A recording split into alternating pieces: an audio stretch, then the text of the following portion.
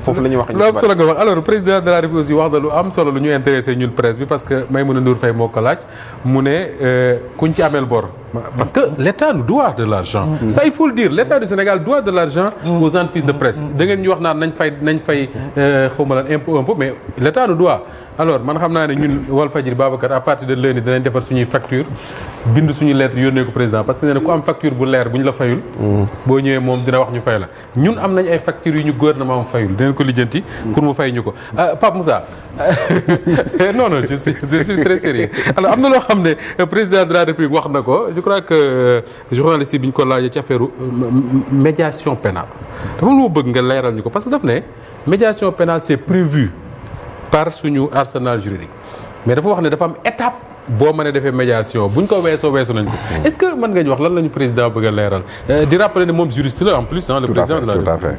Tout à fait effectivement médiation pénale suñu yoonu réew prévoir na ko organiser na ko alors day am sax ñuy dem ba sur certains types d'infractions ñu ne foofu mënuñu faa wax médiation pénale notamment yuy lié aux deniers publics mais man d'accorduma ci kii boobu noonu parce que effectivement texte yi defuñu expressément exception ci loolu noonu. D'accord. alors léegi nag kon li am mooy li justifier parfois la pertinence pratique boobu noonu mooy ne nañu récupérer xaalis bi d'abord. Je pense que ni effectivement il y a une volonté politique. Oui. de récupérer l'argent. loolu on est d'accord parce que nit ki moom bu demee prison rek moom la plupart du temps moom dootul joxe moom. Non Karim Wade def na prison mais après la traque des biens mal acquis n'a pas. en tout cas li ñu doon wax moom. voilà léegi nag ci station bi muy toll parce que bu poursuite yi déclenché ba ñu dugg ci instruction. am na foo xamante ne foofu moom parce que kii def médiation pénale c'est un peu l'acte du gouvernement genre le parquet. bu demee ba dépasser station yooyu mënatuñu retourner en arrière parce que l'infraction est déjà kii bu procureur jël na initiative de déclencher les poursuites donc fi mu toll nii effectivement am na ñu koy xalaat. am na sax ñuy dem di proposer seen bopp. parce que li Maïmouna Ndour Faye wax je crois qu'on ne l'a pas bien comprise mais ce qu'il dit n'est pas totalement faux ça sert à rien de mettre des milliardaires en prison. alors que milliards yi ñu sàcc mënoo cee jot. la plupart boo leen tëjee moom dootoo jot milliards yi moom. waaye la plupart du temps c'est comme ça. ñaar yëpp la ñu waroon a booleel nag tëj ak jot milliards. c'est l'idéal. oui c'est l'idéal parce que tëj bi dafa am effet dissuasif mais. mode alternatif de règlement de conflit lañ leen di tuddee du médiation rek conciliation day am arbitrage day am. parfois mën nga am ak ni contrat nga ne la buñ problème amee au lieu ñuy dem justice ñun nañu woo Ablaye Mbow mu arbitrer. arbitrage.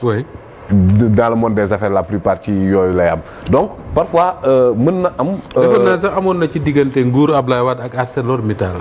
genre waaye. je pense ay Kumbari South affaire yooyu. mais donc loo xamante ne texte yi prévoir nañ ko mais pédagogie bi entourer l'action de la justice pour man moo milité wul en faveur de ça. D'accord.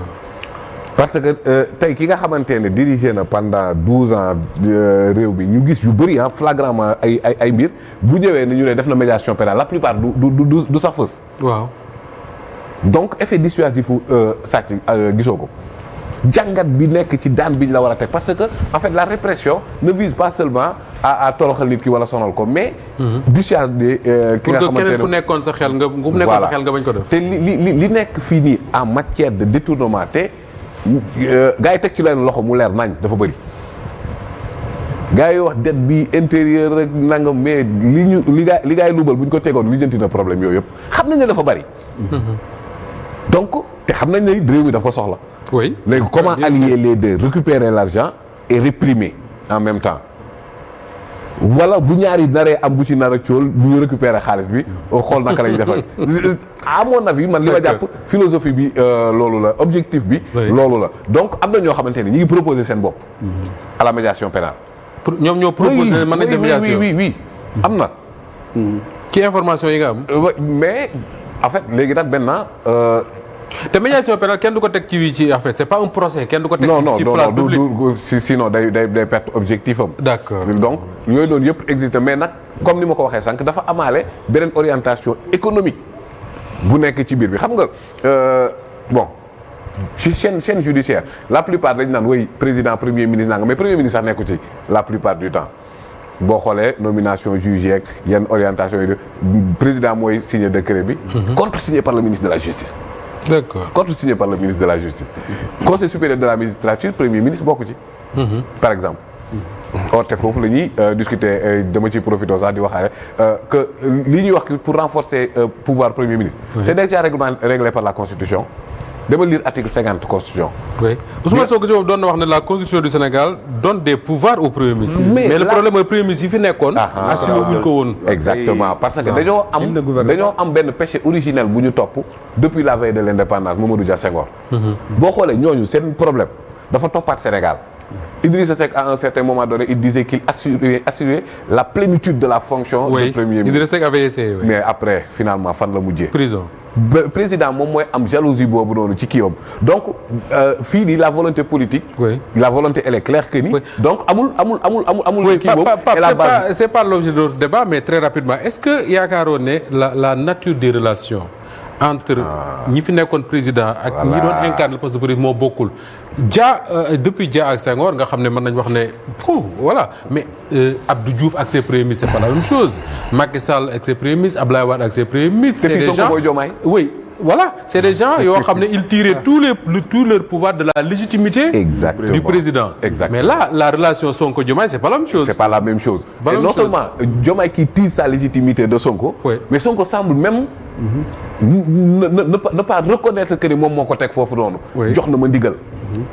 digal na ma yóbbu noonu na ma bërëb sàngam nangam c'est-à-dire day mel ni.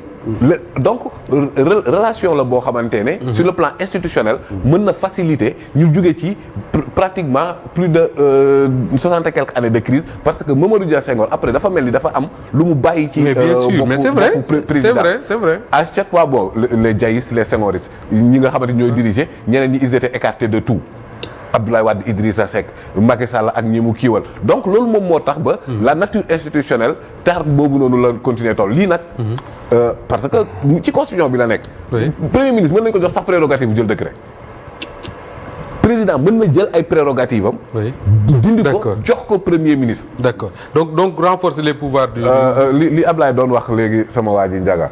parce que loolu dafa am solo te lu garaaw la wax. rapidement. nee na président Wade il faut ñu. président Wade dafa fekku fi dara mais dafa dem ci sëriñ yi ne fi xaalis bu bëri na. non foofu il faut ñu leeral président Wade mi remplacé Diouf.